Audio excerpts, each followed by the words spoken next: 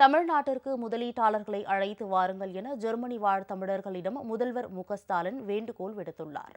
தமிழகத்திற்கு தொழில் முதலீடுகளை ஈர்ப்பதற்காக முதல்வர் ஸ்டாலின் 8 நாள் பயணமாக ஜெர்மனி மற்றும் இங்கிலாந்து சென்றுள்ளார். ஜெர்மனி சென்ற முதல்வர் ஸ்டாலினுக்கு அங்கு வாழும் தமிழர்கள் உற்சாக வரவேற்பு அளித்தனர். பின்னர் ஜெர்மனி வாழ் தமிழர்களை சந்தித்து முதல்வர் கலந்துரையாடினார்.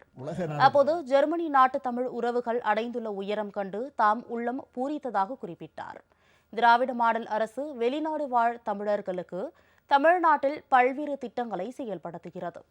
தமிழர் தொன்மையின் பண்பாட்டு சின்னங்களை காண அவ்வப்போது தமிழ்நாட்டிற்கு வருகை தாருங்கள் என்றும் அவர் கேட்டுக்கொண்டார். தமிழ்நாடு இப்போது தொழில் வளர்ச்சியில் முன்னேற்றம் அடைந்திருக்கிறது. எனவே நீங்களும் உங்கள் நண்பர்களும் தமிழ்நாட்டில் முதலீடு செய்ய வருகை தாருங்கள் என்றும் முதல்வர் அழைப்பு விடுத்தார்.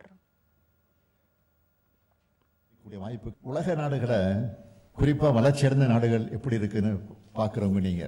இது மாதிரி நம்ம தமிழ்நாடும் வளர வேண்டும். நான் நினைக்கிற மாதிரி தான் நீங்களும் நிச்சயமா நினைப்பீங்க, என்ன விட அதிகமா நினைப்பீங்க. எனவே உங்களால முடிஞ்ச உதவிகளை தொடர்ந்து உங்க தாய் மண்ணுக்கு நீங்க செய்யணும். செய்வீங்க, செஞ்சுக்கிட்டு இருக்கிறீங்க.